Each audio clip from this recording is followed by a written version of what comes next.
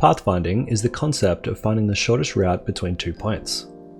The most popular pathfinding algorithm found in games today is the A-star pathfinding algorithm.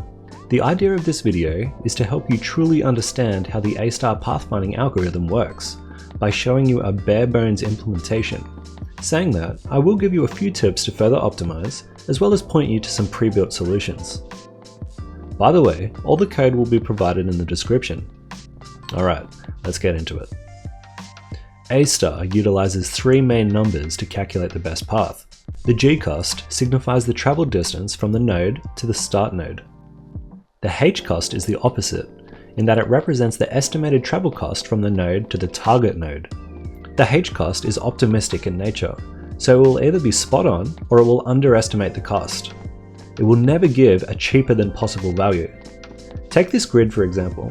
The h-cost of this node is 3, because it is 3 nodes from the target. But if we put an obstacle in the way, making 3 moves to the target impossible, the h-cost remains the same, as it was only an optimistic assignment.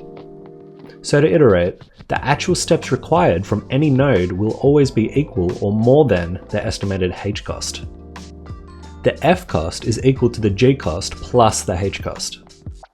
The lower the f-cost, the more attractive it is as a pathfinding option. The goal is to simply choose the lowest f-cost over and over until we reach the target node. Okay, let's look at a few examples of A-star in action. Alright, so I'll begin by placing my target here, and we'll begin pathfinding. So as you can see, all the nodes have a g-cost of 1, as we are just 1 node away from our start, but the h-costs vary depending on how far away they are from the target.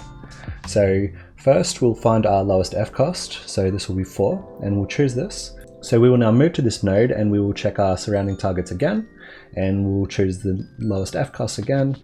And as you can see, our g-cost is getting larger as we're moving away from our start position, but our h-cost is getting lower as we're getting closer to our target. And our f-cost will stay the same as we are just raising one number and lowering the other until we find our target.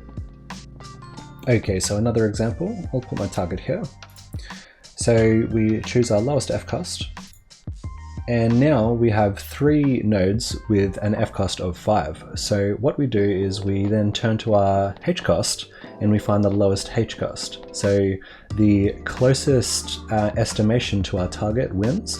So we'll choose this one. And now we've got 3 nodes with 5 as the f-cost. So we'll keep choosing the lowest h-cost and we'll get to our target. The reason I'm using hex grids in my examples is because every direction from the node has a movement cost of 1. Whereas in a square or isometric grid, the horizontal and vertical cost is 1, while the diagonal cost is 1.4. We usually multiply these numbers by 10, giving us the integers 10 and 14. I actually use the exact same pathfinding code across all 3 grid types. The only difference is the distance calculations from node to node. I won't be covering how to calculate the distance for all 3 grid types in this video, as that falls under general grid logic, but the code for all 3 will be provided in the link below. Okay, let's dive into the code. So here is roughly what the node class looks like. I've redacted a lot of miscellaneous functionality to keep you focused on what's required, but as you can see, we have a G and H floats with corresponding functions which update them, as well as an F getter which just adds G and H together. We also have a connection variable, but we'll get into that a bit later. Alright, so we begin by taking in 2 arguments, the start node and the target node. We create a list of our nodes that we need to search, and as we're starting obviously from the start node, we will add it to the list, and we'll also create a list for our nodes that we have already processed so that we don't double up. By the way, the search nodes are green on the map and the process nodes are blue on the map. So we begin by looping over our search nodes, and we will do that for as long as there are nodes to search, or until we've found a path. Now that we're in the context of one of our search nodes, what we're going to do is find the current best fcost node. So first we'll just set our current to the first index in the search list. Then we'll loop over all of our other search nodes to see if this new search node has a better f-score than our current one, and if so, we'll set it.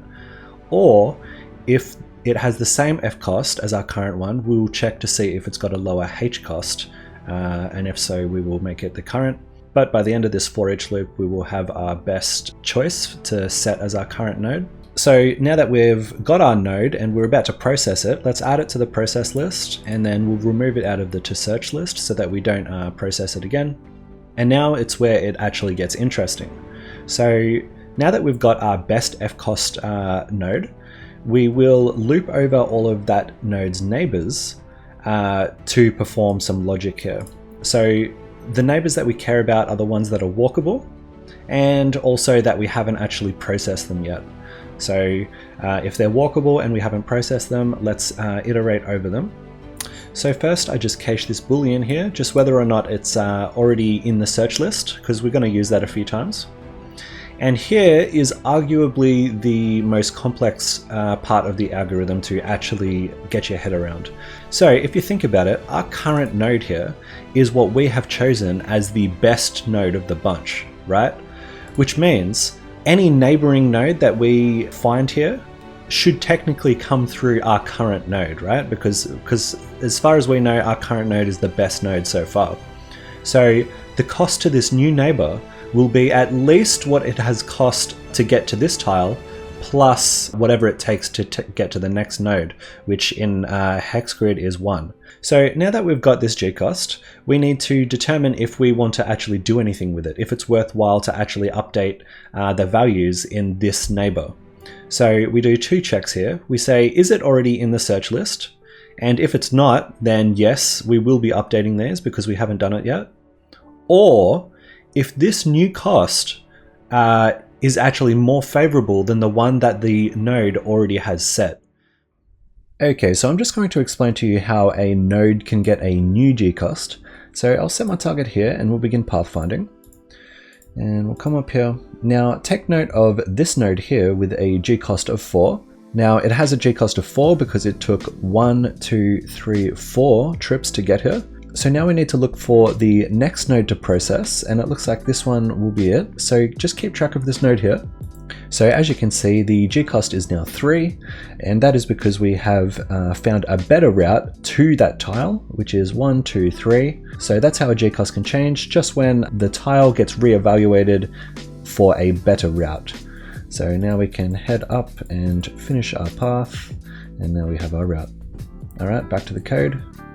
Okay, so now hopefully you know why we do this check and how this can occur. Just from the beginning, we make this gcost, we determine this new neighbor's gcost, and then we say if it's not already in the search list, or if this gcost is better than the current one that it's got, let's action it and set its values.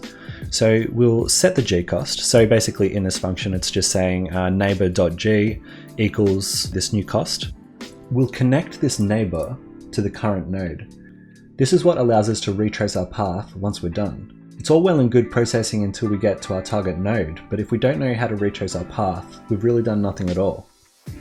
Think of this like drawing a line from the current node to the new neighbor. This connection may change in the future, but for now it's accurate. Okay, so just to show you how the connection hierarchy works, I'm going to put my target there, and we'll begin building our path, and you can see one solid line there. And then we thought there was a better path here, so we have broken it, and now our best path is here and straight down. So there will always only ever be one solid path back to the start node. Okay, so I hope that made sense. So we set our connection, and then we check to see if this block is in the search list. So in this conditional, obviously we checked to see if it wasn't in the search list, but it may have actually already been in the search list and got through on this condition. So we'll check if it's in the search list. If it's not, we'll set its hcost, Now I set the hcost in here. A lot of the times I see this actually set here, but the hcost is just heuristic and it never changes. So I'll just set it the one time, and then we'll add this neighbor into the search list. Because if you remember up here, at the start of this while loop here, we determine which node in our search list is the best node. So who knows, this neighbor may actually be the best node. Now, there's actually one last thing we need to do, and that is to check to see if our current node is actually our target node, because if that's the case, then we have reached our goal and we can return the path. So we can just slot this part in here. So after we select our best node, which if the target node is available, it will definitely be the best node. So if the current node is indeed the target node, we will set our current path tile to the target node, create a new list to return. We will start our while loop while this current node does not equal the start node, and we will add the node into a list, and then we will set the current path tile to the connection. If you remember, we were setting the connections throughout it, so there will be a connection from all the way from the target node to the start node. Once we get back to the start node, we will just return the path. So there you have it, that is the entire A* algorithm. So as I mentioned earlier, this code was written for readability to ease the explanation. And there's a few things you can do to optimize the algorithm. So this part here is the slowest part of the algorithm, finding the best fcost node. And obviously the more nodes you have, the longer it takes to iterate through them all. So this could be replaced by a simple binary tree, or otherwise known as a heap. And that way you won't have to process every single node, you'll just have to process a handful at a time. Alternatively, instead of directly using the class here, we could extract the pathfinding data out to a struct, and then we could offload that to the job system. CodeMonkey has a video detailing a very efficient A* pathfinding algorithm using the burst compiler, so check that out. Alternatively, the A* Pathfinding project by Aaron Graberg on the Asset Store is a fantastic paid solution with many different grid types and customization. Or if you'd just like to study the code that I have in this project, I've included the link down below. It has some grid generation and distance logic for all the 3 different grid types that I've shown in this video, so that might be handy for you. So if you enjoyed this video on pathfinding, subscribe to the channel, and I'll see you in the next one. Bye.